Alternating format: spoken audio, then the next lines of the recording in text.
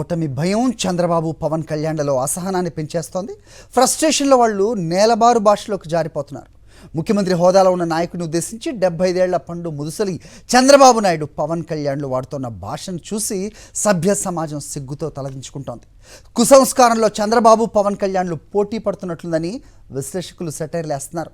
40 years ఇండస్ట్రీలో చంద్రబాబు నేర్చిన సంస్కారాన్ని ఆయనే ఇప్పుడు బయట పెట్టుకున్నారు.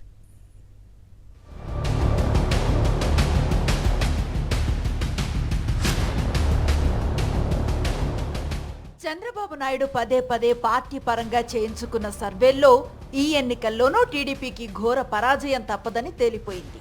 తమ ఎల్లో మీడియా ద్వారా చేయించుకున్న 1/2 డజనుకు పైగా సర్వేల్లోనూ గత ఎన్నికల ఫలితాలను మించి టీడీపీకి పరాభవం తప్పదని అర్థమైపోయింది.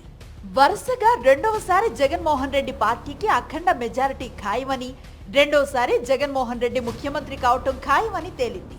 మరోవైపు పిఠాపురంలో పవన్ కళ్యాణ్, మంగళగిరిలో లోకేష్ లో ఓటమి ఖాయమని తేలటంతోనే పిఠాపురంపై పవన్ కళ్యాణ్ ప్రత్యేక దృష్టి సారించారు. అయితే అటు చంద్రబాబు నాయుడుకి, ఇటు పవన్ కళ్యాణ్ కి కూడా తాము 3 పార్టీలు పొత్తు పెట్టుకున్న జగన్మోహన్ రెడ్డిని ఓడించలేకపోతున్నామని అర్థం కావటంతో తట్టుకోలేకపోతున్నారు.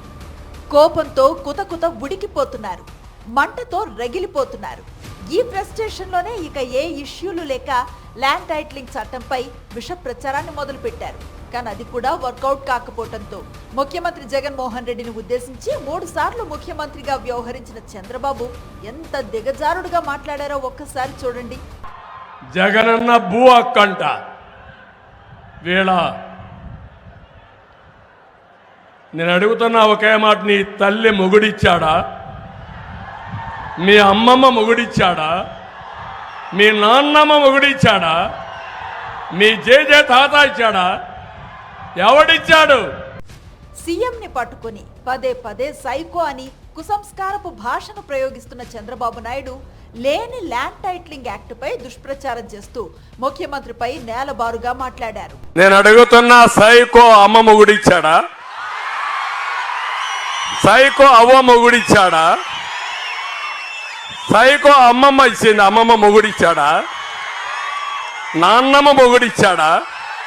ఇక దున్నపోతు చేలో మేస్తూ ఉంటే దూడ గట్టునమయ్యేది కదా. రాజకీయ గురువు చంద్రబాబు విలువలు బలవలు విడిచేసి నగ్నంగా విన్యాసాలు చేస్తూ ఉంటే శిష్యుడు పవన్ కళ్యాణ్ మర్యాదగా మాట్లాడతారా? ఆయన కూడా బాబుదారిలోనే బురద వ్యాఖ్యలు చేశారు. రేగితే నాకు ముఖ్యమంత్రి వాళ్ళ అమ్మమ్మ కూడా ఎవరు గుర్తురాడు నాకు. గత ఎన్నికల సమయంలో తన తల్లిని తిట్టించడానికి చంద్రబాబు నాయుడు ఎల్లో మీడియాలు 100 కోట్లు ఖర్చు చేశాయని ఆవేదన వెళ్లగక్కారు పవన్ కళ్యాణ్. ఇప్పుడు ముఖ్యమంత్రిని పట్టుకుని ఆయన వాడిన భాషను చూస్తే ఏమనిపిస్తోంది? రేగితే నాకు ముఖ్యమంత్రి వాళ్ళ అమ్మమ్మ కూడా ఎవరు గుర్తురాడు నాకు. మే 13న ఎన్నికలు జరగనున్నాయి. జూన్ 4న ఈ ఇద్దరి పార్టీల జాతకాలు వెలువడనున్నాయి.